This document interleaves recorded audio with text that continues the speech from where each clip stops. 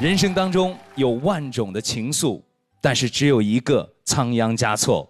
今天我们接下来就要送给大家这首仓央嘉措情歌，让我们掌声有请明星歌手央金兰泽。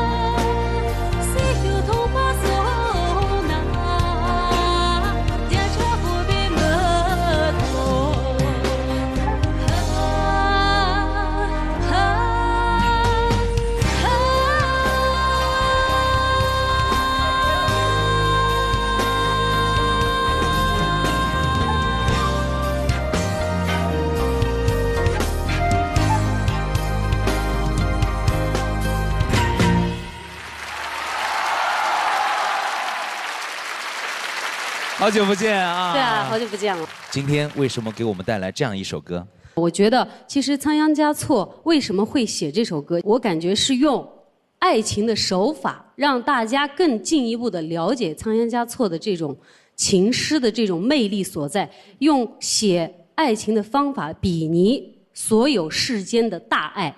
谢谢您，谢谢，谢谢。